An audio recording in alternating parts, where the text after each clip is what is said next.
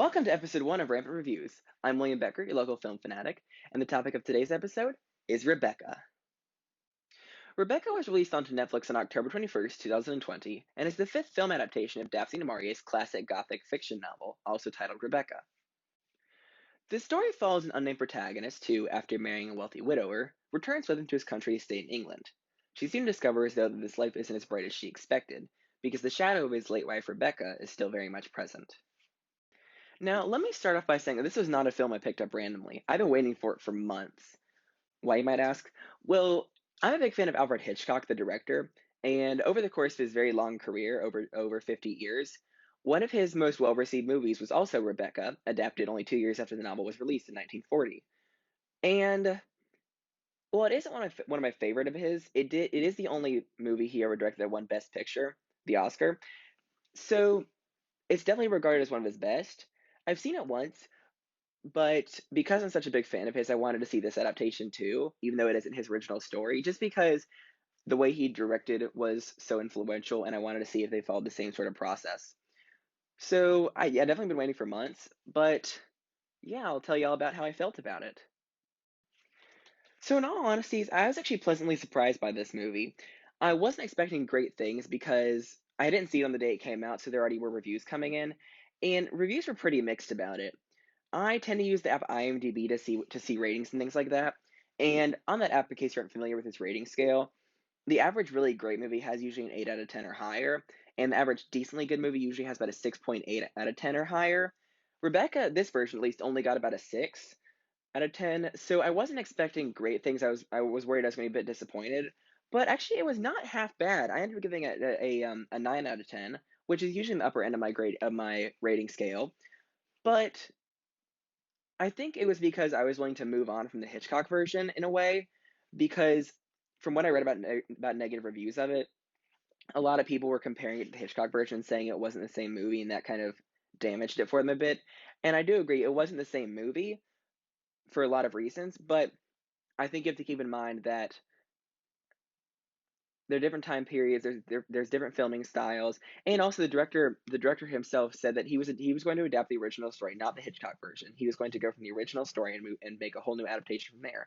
And I think part of why I got mixed reviews is because some people weren't willing to move on beyond that. But I mean, I can understand it, but I also think that you have to look at it from a new light. So, what did I like about Rebecca? Um, I guess I could start off by talking about the story because even though this isn't specific to the movie, this version, the story has always been a very fascinating one because you have these four characters in this very tense dance of sorts. Because you have the widower Maxim who owns the estate, and he is the one who has married this new the protagonist of the story who is unnamed. And then you have his housekeeper, Mrs. Danvers, who is extremely close to his late wife Rebecca, and so from the start, she's very hateful towards his new wife because she feels like she's trying to replace Rebecca. But so they butt heads quite a lot. And then you have the fourth character, Rebecca, because that's part of what makes this story so interesting is that Rebecca is still very much a character despite being dead for the entire story. And I think it makes it so interesting in a way because that's not sort of that's not really a character type you see very often, one who's already dead. And it's not like it's a horror movie in any way. There's no ghosts or anything. Well, I wouldn't say it's quite accurate. There are no physical ghosts, but there is a very much a mental ghost, and that is Rebecca because you never even see her, you never hear her. You just all you get is the memory of her, but she's so significant in the story that she acts as a character of her own. And that also is kind of pushed again with the point that you never learn the protagonist's name, which I think is very interesting because it almost signifies that Rebecca overshadows her so much that she's almost not even insignificant to the story in many of the characters' eyes. But I think it's a very interesting character dynamic. I think Gothic fiction does that a lot, but I find it very interesting. Now on a bit more to this version itself specifically. So let me talk about the casting a bit. So I think the casting had good and bad points to it. I think the main character, the unnamed protagonist, was played by Lily James in this version. I think that was a very good choice. She's been a very up and coming actress recently. You might have seen her in the second Mamma Mia movie. You might have seen her in um, the live action Cinderella version, which came out not recently, but quite a while ago. But so she's been in quite a few things recently, but I think she was a very good choice. She had very big shoes to fill, of course, because the the Hitchcock version, which is still the best known version of this story, had Joan Fontaine in that role, who was one of the biggest actresses in the 1940s. So it was very big shoes to fill, but I think she did it quite well. And then you have Miss Danvers, of course, who was the housekeeper in this story, who was very, she's almost, I wouldn't say she's the antagonist because actually Rebecca is really the antagonist, but she's definitely an antagonistic character. She's a very cold character, very unsettling character. I mean, she's obsessed with the ghost, of course. She's unsettling, but anyways, and that role is played by Kristen Scott Thomas, who she's kind of she's not as big as she used to be. She was in movies like Four Weddings and a Funeral, in the 1990s, but she is um, she's very good role for she's a very good fit for the role because she's very good at being that cold character. And then the most contested part of this casting was the role of Maxim De Winter, who is the widower and the husband of the new husband of the protagonist. And in that role, they cast Armie Hammer. So there might be some debate. Well, there is some debate over if that was a good choice or not, because I think one of the biggest parts of what makes this story so unsettling is the age gap between the protagonist and her new husband. Because I mean, I don't want to compare it to the 1940 version specifically, but I think that age-wise is more faithful to the original novel, because in the 1940 version they cast Laurence Olivier and Joan Fontaine, who are about 10 years apart in age.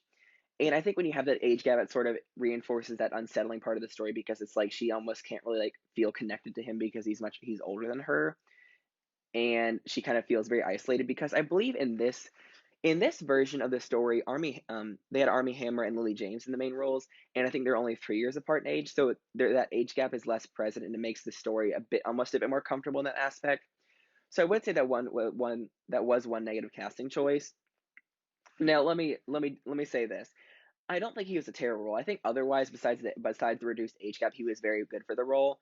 Um, he he played the serious tone of the character very well. Um, but overall, I think he was still a decent choice for it, despite that age gap. Um, I mean, I saw some very negative reviews about him who said that he really was a terrible choice for that role, and I can see why. I wouldn't fully agree with that statement. I don't think, as I read in a review, that he had the quote sex appeal of an uncooked fish stick, but I think there are definitely some problems with his casting, but I would say overall he was still definitely an okay choice for that role. Now into something I'm really big on, cinematography. So I can go on and on about this, but Gothic fiction used to really thrive on black and white because it's always had this very serious, unsettling tone. I think when you use black and white, it helps reinforce that. And so I think that's why Gothic fiction in film was much more prevalent before the widespread use of color. And so I think when adapting a Gothic story to more of a modern style of filming, you have to use colors well. You have to use them directly, and you have to use them, but also sparingly in a way. And so I think Ben Wheatley, the director, did a very good job of doing that, because he definitely doesn't have this big flashy movie set up. The color is definitely it's definitely muted in some ways. It's meant to be as like non-direct, and it's not meant to take over the whole movie.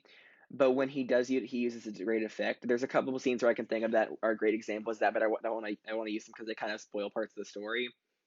But throughout the movie, the protagonist has she has a series of dreams, and there's a lot of color in those, and I think it sort of reinforces the mental turmoil she's in throughout most of the story. And so I think he uses color very well, in the way that the film is shot kind of reflects that, and I think it's very reflective of his success as a director when making this movie. Now, sort of in connection with the cinematography, I think the tone of this film was very well replicated, like from the original story. I think the screenwriters who helped write this movie, and adapting it from the original novel, I think they did a very good job replicating its very sinister tone, because tone is a very complicated thing to do. You have to make sure you have lighting right, you have to make sure you have cinematography right, you have to make sure you have dialogue written correctly, music, and I think that was done fairly well. I think that also got mixed reviews. Some people felt like the dialogue was very dry, and I wouldn't quite agree with that. I think there are definitely some spots where it could use some improvement, but overall, I think it was still fairly decent. And so, um, part of what makes Rebecca such a famous piece of literature is it's just so incredibly unsettling because you have this first act where the protagonist meets this widower, and he's so kind to her, and she's so naive, and they have this happy little honeymoon, and then they return to his estate, and it all goes downhill because she realizes how obsessed everyone around him, and him in a way, are still obsessed with his wife, um, with his dead wife Rebecca. And so I think from that point on, the story is so incredibly tense because there's not really any comfort from then on. And I think that in the 2020 version of Rebecca, they replicated that fairly well, because I think creating tension in a movie without having it break is very difficult to do, and I think they did that quite well. Overall, I really think that sums up my thoughts on this version of Rebecca. I think overall, I really actually had positive thoughts on it. I think it was well written. I think the dialogue could have used some improvement, but I think it was well written.